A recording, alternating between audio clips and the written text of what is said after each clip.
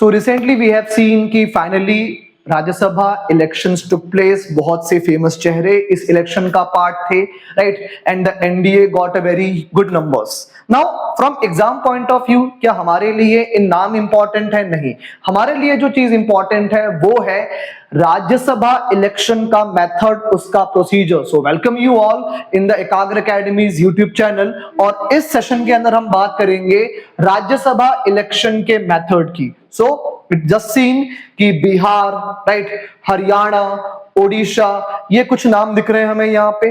Now one question comes in our mind कि Lok Sabha elections होते हैं, वी ऑल नो, पूरे इंडिया में होते हैं, एक साथ होते हैं, right, in different different phases, लेकिन ऑलमोस्ट 1-1.5 महीने में खत्म हो जाते हैं. And in that common people vote, right.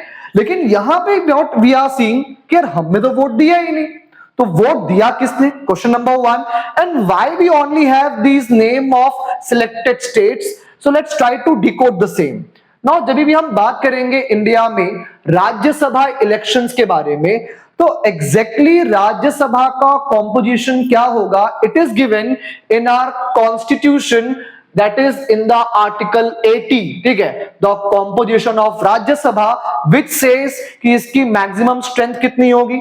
250 members की, जिसमें 238 इलेक्टेड होंगे स्टेट्स एंड यूटी से और 12 क्या होंगे? नॉमिनेटेड. अब remember one thing, whenever we talk about Rajya Sabha, the name itself tells the everything. Rajya means what? States, right? Like state of Andhra Pradesh, state of West Bengal, state of Punjab.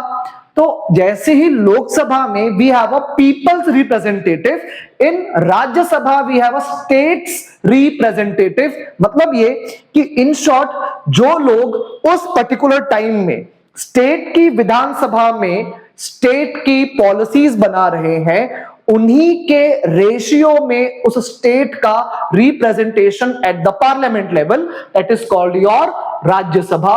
और ये feature सिर्फ India में नहीं है. Like जिन जिन countries में bicameralism होता है, in general, not all, right, और अलोंग विद द फेडरलिज्म, उन सारे कंट्रीज के अंदर normally we find this feature कि जहां पे एक हाउस में स्टेट्स का होता है रिप्रेजेंटेशन, लाइक योर यूएस में जो है वो सेनेट है.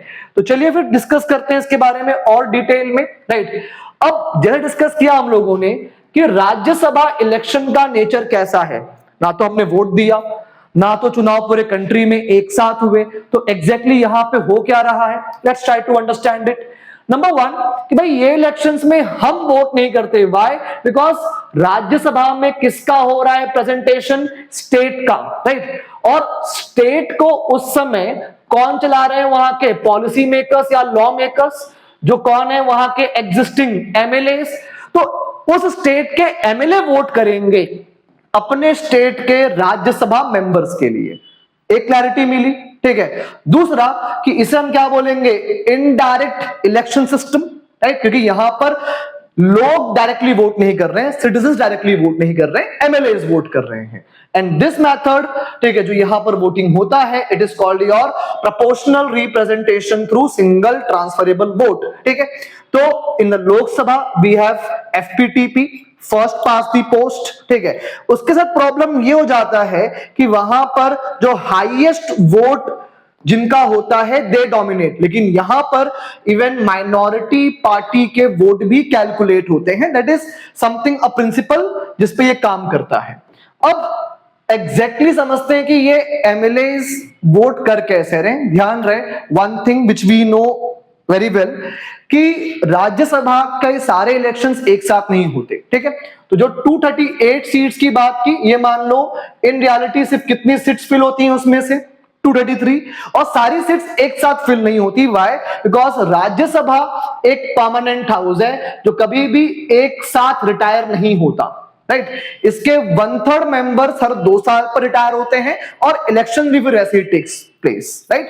That's why we seen only name of certain states, और उन स्टेट्स की भी सारी सीट्स पे चुनाव नहीं हुए. ओके. तो देखते हैं यहां पे कि और फर्दर क्या इंफॉर्मेशन है. तो होप सो ये वाली बात समझ में आई होगी. Now let's try to discuss the other aspects, right. कि यहां पर एक जो यूनिक चीज है कि वोटिंग किस मेथड से होती है? Open ballot. Normally when we go for Lok Sabha election, normally when we go for Vidhan Sabha, तो जब भी हम वोट देते हैं, that area you must have seen, it is covered, that it is kept secret कि लोग किसको वोट दे रहे हैं, no one can come to know about it, and even political parties can not ask people कि आप vote दे किसको रहे हो।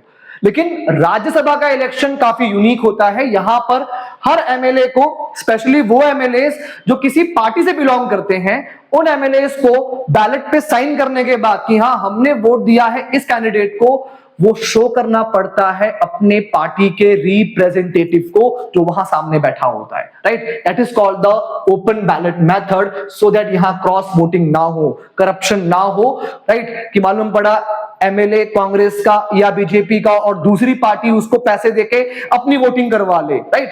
तो वो कहीं ना कहीं हमारे यहां जो कलेक्टिव रिस्पॉन्सिबिलिटी, ठीक है, आइडियोलॉजिकल होमोजेनिटी, उन प्रिंसिपल्स के अगेंस्ट चले जाता है। बट ध्यान रहे ये चीज किस पे अप्लाई नहीं होती, इंडिपेंडेंट एमएलए, बिकॉज वो तो इंडिपेंडेंट है, राइट। उनकी लॉयल्टी है ही नहीं किसी पार्टी के लिए, तो उनके लिए वो बैलेट क्या रहेगा, secret. But for other candidates it is what, open ballot. Now how the votes are calculated, see जो भी स्टेट्स पार्टिसिपेट करते हैं, जिनकी भी इलेक्शंस होते हैं, वहां पर होता यह है कि टोटल एमएलए, ठीक है, प्लस कितनी सीट्स के चुनाव हो रहा है, +1 और फर्दर +1, मतलब ये कि लेट से 200 एमएलए वहां पर है, चुनाव 4 सीटों पर है, राइट। तो यहां +1 प्लस यहां +1, राइट। इसके थ्रू, राइट, जो आपका रिक्वायर्ड वोट्स है, अगर आप उतना अचीव कर पा रहे हो, ठीक है, कि जितने एमएलए हैं, जितनी आपकी सीट्स हैं, उसका +1 और यहां पे ओवरऑल +1 किया, अगर आपके पास उतना मिनिमम नंबर आ रहा है, यू विल बी इलेक्टेड। ध्यान रहे यहां पे 50% का रूल नहीं आ रहा है, राइट। तो यहां पर समझिए आप, यहां पे 200 एमएलए हैं, अगर 200 एमएलए है और 4 सीटों पे वोटिंग है, तो कितना चाहिए होगा, 41 वोट्स। सेम अगर मान लीजिए 300 एमएलए हैं, राइट, और यहां पर भी मान लीजिए 4 + 1 5 सीट्स +1, तो जितना ज्यादा ये आपका नंबर चेंज होगा, मिनिमम जो वोटिंग का नंबर है वो भी क्या होते रहेगा, चेंज होते रहेगा यहां पे, राइट। तो इट इज नॉट कांस्टेंट। और अल्टीमेटली एक सबसे यूनिक चीज कि अगर कोई पार्टी का एमएलए क्रॉस वोटिंग कर भी दे, तो क्या उस पे एंटी डिफेक्शन अप्लाई होगा, no, not directly, but if they defy party direction, तो इस एक इनडायरेक्ट ग्राउंड पे उस पे एंटी डिफेक्शन चलाया जा सकता है। और इवन सुप्रीम कोर्ट ने, ठीक है, इसीलिए क्या कहा था कि ओपन बैलेट सिस्टम होना चाहिए in the Kuldeep Nair case, so that cross voting ना हो, राइट। मतलब सुप्रीम कोर्ट भी कहीं ना कहीं इस चीज को जस्टिफाई करता है कि लोग या जो एमएलए हैं भाई वो अपनी ही पार्टी के लिए वहां पर वोट करे और वहां पे पॉलिटिकल करप्शंस के जो मामले हैं कम से कम हो। सो होप सो, ठीक है, ये टॉपिक आपको समझ आया होगा कि how the complex election of Rajya Sabha takes place. Thank you.